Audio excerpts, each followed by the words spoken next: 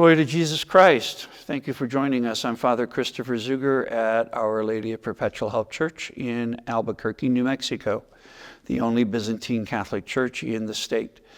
And today we're going to be talking about Blessed Petro Oros, Peter Paul Oros. He was the youngest bishop in the Byzantine Catholic Church, and about his martyrdom. This is his icon. It shows him in his episcopal vestments and crown, but he never really got to wear them because he was a bishop in the underground. So he vested usually as a priest. And this is the New English biography of him, published by Eastern Christian Publications in Fairfax, Virginia. Some of you know this company. Jack Fiegel owns it, and he is the guy who runs Orientale Lumen every year. And it was published in Ukrainian by Father Laszlo and Hungarian by Father Laszlo Puskás back in 2015, and then translated into English and edited and published just last year. His beatification was supposed to take place last year in the city of Hust, near the area where he worked in the underground, but it didn't happen because of the war. But his cause was approved by the Holy See, and because he was killed in hatred of the Catholic faith. Blessed Peter Paul Oros was born into a priestly family in Austria-Hungary towards the end of World War I. In 1917. His dad was a priest. His mom was the daughter of a priest. On both sides, their priestly families went back for a very long time. And his father died when he was young, and then his mom died. And I was privileged to interview another underground priest who knew him. He grew up with him because the Sabov family took Petro into their family and raised him along with all of their boys. And most of those boys became priests, and one of them became a secret bishop, Bishop Konstantin Sabov. He was ordained in 1942 during World War II by Bishop Alexander Stoica, and as a celibate priest, which was a surprise to the family because of the long history of married priesthood in the family on both sides. But he wanted to give himself completely to Jesus and be able to serve in any circumstance. And as a result, when the Russians came to take over and to liberate the Eparchy of Mukachevo from the Axis occupation that they'd been under since 1939. When they come, Blessed Theodore Ramja was consecrated as a bishop. He was 33 years old, and at that time he was the youngest bishop in the world at only 33. But Blessed Theodore knew that there would be persecution with the Soviets coming, and they did not know that they were going to be trapped in the Soviet Union and that they were going to be behind the Iron Curtain. They hoped that they would be restored to Czechoslovakia when the war ended. That didn't happen. And so he consecrated at least two more bishops. Alexander Hira, another celibate priest who was very well respected and would end up serving the Eparchy Mukachevo, even though he was sent to the Gulag for many years and then was exiled to Kazakhstan. And this young fellow, he was 27 years old, the youngest bishop in the history of our church. And that way, the Soviets would never suspect him at only 27. In spite of being a celibate, they wouldn't suspect that he was a bishop. That was the hope. And secondly, being so young, he would hopefully have a long ministry ahead of him, serving as a bishop. As it turned out, in 1947, Blessed Theodore was executed by the Soviets in his hospital bed. famous story of they attacked him on the road. They beat him. He survived the beating. He survived surgery. They realized he was going to come out of the hospital, and they sent an agent of the secret police in to poison him. In 1949, the Soviets announced that the church was now going to be Russian Orthodox and that the priests had to convert to Orthodoxy. Petro Oros went up into the mountains along with some other priests, and he launched the underground ministry, coming down at night into villages, climbing in through windows, serving liturgy in barns, in cemeteries, in private homes.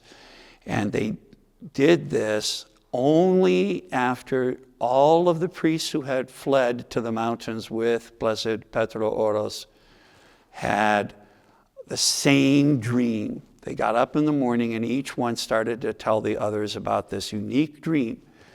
But it turns out they all had the same dream, where Bishop Ramja appeared to them in their dreams and told them to go forth because they were agonizing. What are we going to do? We have no churches. Where will we celebrate the liturgy? Where will we celebrate the sacraments? And in the dream, Bishop Ramja told them that they could celebrate anywhere. And so he is really responsible for setting off the ministry, going into barns and houses and people's yards and into cemeteries and into the woods and serving. He had a cabin hidden up in the mountains, and he conducted that ministry for 4 years until he was captured and publicly executed in the street. I was very fortunate to be at the exact spot where he was shot and to be able to stand there and pray there. There's now a big memorial cross in his honor in that town.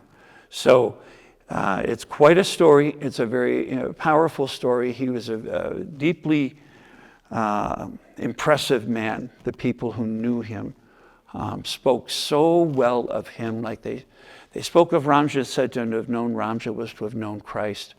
They spoke of Petro Oros and said he was so brave and so compassionate and so loving and so committed, and would he literally would take the clothes off his back to give to the naked and to give to the poor and the hungry.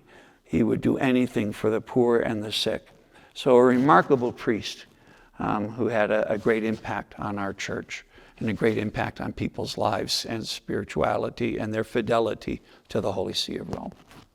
So the question is stories about his ministry. The first couple that I interviewed for my book, Finding a Hidden Church, was Father Ivan Roman and his wife, Pani Anna. They had been newlyweds, and then he was ordained by Blessed Theodore Ramja, and Pani Anna was pregnant, and she was beaten in front of her husband to try and force her husband to join the Russian Orthodox Church. And she told him, don't sign, stay Catholic, God will take care of us. Well, he was convicted of anti-Soviet agitation and refusing to become Orthodox and sentenced to 25 years in the Arctic to go in the Gulag. So he was taken away. Anna and her mother and father were arrested, and they were put up into the mountains in a cabin with communist activists in the front room, and they were in the back room, and she gave birth there, and they were isolated from everybody. And somehow Bishop Oros heard about what happened to them, and he literally climbed in the back window and came into the room with them and celebrated the liturgy and sacraments, heard their confessions, offered the liturgy, and gave them Holy Communion, and baptized and chrismated the baby. And then before dawn, he climbed out of the window and went back up into the mountains. And I don't think she ever saw him again. But it was quite a blessing for the family, that the baby was baptized by him. And it just shows his fidelity to the people, and it shows how committed he was to his ministry, and the risks that he would take in order to serve the sacraments for people. And another time, this story is in this book, he was in a house offering the liturgy and was fully vested, in a cassock, epitrachial, everything. And there was a raid, and he had to climb up into the attic, and the attic was empty. And he goes up into the attic, and he had to hide himself behind the chimney. And the police searched the whole house, and then they went up into the attic. And they never found him. They never saw him. But he had to stay motionless behind that chimney. And then come down and finish the liturgy after they had left. So those were the risks that had to be taken. So the question is, why is it important to know the stories of Eastern Catholics? And do Roman Catholics need to know these stories? And the answer is yes. Not just because I write about them and like to talk about them. Here's the answer. These people suffered tremendously in order to be Catholic. These people took great risks. These people got known as being recalcitrant, as not going to the Orthodox Church, and keeping up a prayer life, that they were suspected. Their children would be harassed in school. Their children were picked on. They were bullied because their parents, would hold to Catholic positions theologically. They had to know why they were Catholic. They had to know why they were Byzantine Catholic. They had to know that it was important to take these risks.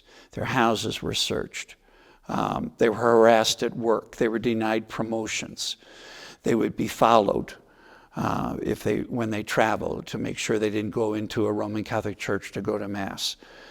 They really were harassed. People say that I get picked on. I'm afraid to stand up for the faith, at work or at school, and there's all kinds of rapid social changes that are happening now in America with all these things that really are contrary to Catholicism and to the teachings of the faith. And isn't it easier just to go along? Yeah, it is. It is a lot easier to just go along. It's always easier to just go along. I can be a dead fish and float down the river in the current of the stream. But Christ didn't ask us to be dead fish. Christ asked us to be living fish. Christ asked us to be living people of faith. And these people did it. And they did it for years and years and years. And they knew the risk they were running, and they did it anyway. And there are people like this now.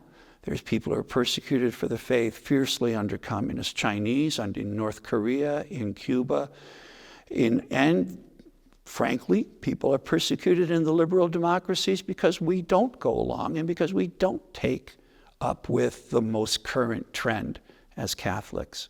And that is hard. I know it is. It's tough. But I'll tell you what, meeting these men and women, hearing stories from adults about their parents, praying at the graves of these martyrs, in front of their bones, literally in front of their bones, their bones are under glass, literally praying there. It's so inspiring, and it's so powerful, and it forced me to ask myself every time, would I be able to do this? Would I be willing to do this? Am I strong enough to be like them? It's a question we should be asking ourselves all the time. Am I really strong in my faith or not? And does my faith matter? Does Jesus matter? So question is, where can people learn more about these Eastern Catholic saints? If you go to Eastern Christian Publications, Jack Fiegel has books about Blessed Theodore Ramsha, Blessed Paul Peter Goydich, and also this new one on Blessed Peter Paul Oros. So that's one place where you can go.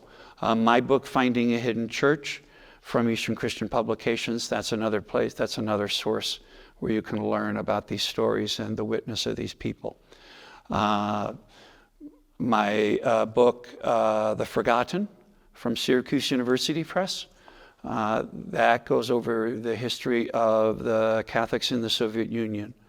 I'm going to have a book published later this year, Catholics in the Gulag, on Eastern and Roman Catholic clergy and lay people in the Gulag labor camps and exile, and how they kept their faith alive and how they celebrated the sacraments in the prison camps under the very nose of the guards, as well as in exile settlements. So those are all places that are very accessible to you, books that are in print. Unfortunately, there's not a lot in English. There are websites in different East European languages. Google Translate does a fairly good job of working in Slovak, Ukrainian, and I should really get cracking, I suppose, and do translations of some of this stuff and put them together either on my own website or in booklets or something. So you guys keep giving me more work, more jobs to do. Stories of some of the martyrs are in my big history book, Looking to Tomorrow, The History and Mission of the Byzantine Catholic Church, which was published in 2023 by Byzantine Seminary Press. You can order that online, a 2-volume set, the whole history from the 9th century to today in Europe and North America. And that gives you a nice big overview of our history with a lot of stories and also a lot of background on the Byzantine Ruthenian Rite.